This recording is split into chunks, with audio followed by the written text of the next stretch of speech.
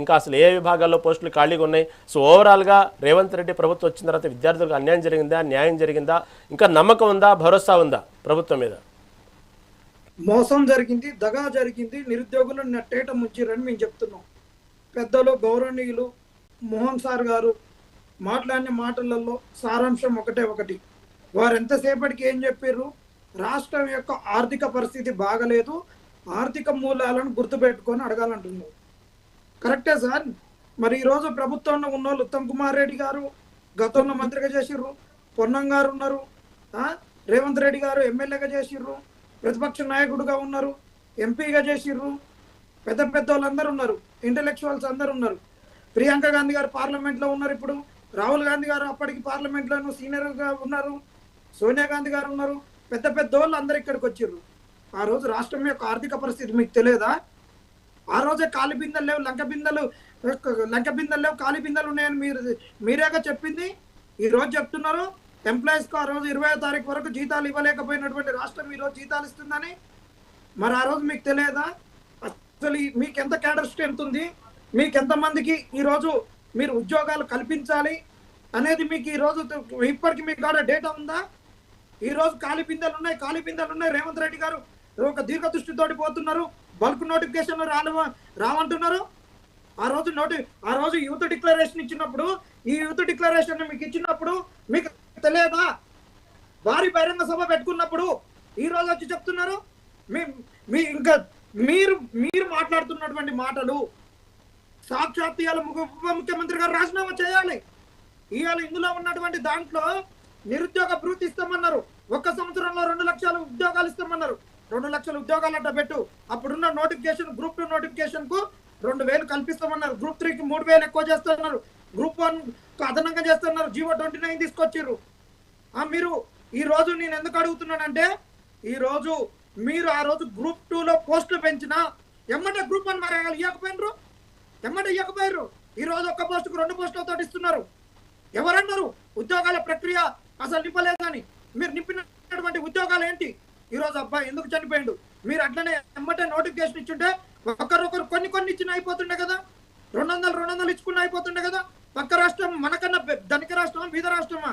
ఇప్పటికి గ్రూప్ 2 ఎన్ని ఇచ్చింది, గ్రూప్ 1 ఎన్ని నోటిఫికేషన్ ఇచ్చింది, ప్రతి దాంట్లో ఎన్ని వేకెన్సీస్ వచ్చినాయి, వాళ్ళకున్న క్యాడర్ స్ట్రెంత్ ఎంత, మనకున్న క్యాడర్ స్ట్రెంత్ ఎంత? ఇది ఆలోచించరి అంటున్నారు కదా. మీరు ఉద్యోగ ప్రక్రియ ఆగలేదు, గత ప్రభుత్వంలో ఉన్నటువంటి ఉద్యోగాలు ఇచ్చినాము అని ఈరోజు మీరు చెప్పుకోవడానికి బుద్ధి అనిపించట్లేదా? ఒకటి అడుగుతున్నాం. ఆ రోజు 70,000 ఉద్యోగాలకు ఆర్థిక అనుమతి తీసుకున్నది వాళ్ళు గత ప్రభుత్వం తీసుకుంది. ఆ నోటిఫికేషన్లు ఎందుకు ఆగిపోయినాయి? అడ్డమైన జీవాలు ఉండబట్టి 46 జీవాను రద్దు చేస్తామన్నారు, చేయలే, పక్కన పెట్టేయండి. కీ పేపరు SIPCలకు 2వ కీ తీసుకోమని చెప్పిర్రు. ఫస్ట్ కీలో తప్పులు ఉన్నాయి, దానిని కోర్టులో ఛాలెంజ్ చేస్తే 2వసారి కీ కమిటీ వేసిర్రు ఉస్మాన్ యూనివర్సిటీ ప్రొఫెసర్లతోటి. మరి కీ కమిటీ యొక్క రెజల్యూషన్ ఏంటిది? కీ కమిటీ కనీసం వాళ్ళ కీ ఇచ్చినాక దాన్ని పబ్లిక్ డొమైన్ లో పెట్టక ముందే మీరు ఎందుకు ఉద్యోగాలు ఇచ్చిర్రు? అదే ప్రక్రియ ఈరోజు దేంట్లోకి వచ్చింది? ఆ కీది ఎట్లా తప్పులు ఉన్నాయో అదే విధంగా తప్పులు ఉన్నటువంటి డిఎల్ ఒక్కొక్క పేపర్లో 20 నుంచి 30 తప్పులు, 50 మార్కులు ఎగిరిపోయినాయండి. Botany, zoology, physics, chemistry, maths, economics, Telugu, English, Urdu అన్నిటిలలో SIPCలను ఇచ్చుకొని కీ తప్పైనా కానీ దాన్ని సరి చేయకుండా ఇచ్చి 16,000 ఉద్యోగాలు ఇచ్చి, దాని తర్వాత అదే గ్రూప్ 1 లైన్లో పేపరు ఎక్కువ ఓఎంఆర్లు వచ్చినటువంటి గ్రూప్ 4లో 2,000 ఓఎంఆర్లు వస్తే కేసు వేసింది నేనే వేయించిన. అయితే ఆ కేసుకు రాకుండా చేసి డబ్బులు అడుగుతుంటే మా నిరుద్యోగుల నుంచి వీళ్ళు దొంగలు లంగలు పోతుర్రని, వీళ్ళ అడక్క తినేటోళ్ళు వీళ్ళ సొంతాలకు బిర్యానీలు తాగుతుర్రని క్యారెక్టర్ అసాసినేషన్ చేయించి నిరుద్యోగుల నుంచి కేసుకు రాకుండా చేసి, వాళ్ళ బీఆర్ఎస్ వాళ్ళ కానీ బీజేపీ వాళ్ళ కాడి నుంచి కేసుల గురించి ఆర్థిక సాయం అడుక్కుందామంటే బీఆర్ఎస్ దొంగలు, కాంగ్రెస్ దొంగలు, వీళ్ళ బీజేపీ బీఆర్ఎస్ దొంగలు అని చెప్పి మీ కాంగ్రెస్ వాళ్ళు అని 8,000 కలుపుకుంటారు. 16+8 24 జేఎల్ డిఎల్ 30,000 పాట పాడుతుంది. ఏం చేసిరు మీరు? ఏం వర్గం పెట్టిరు అంటున్నా?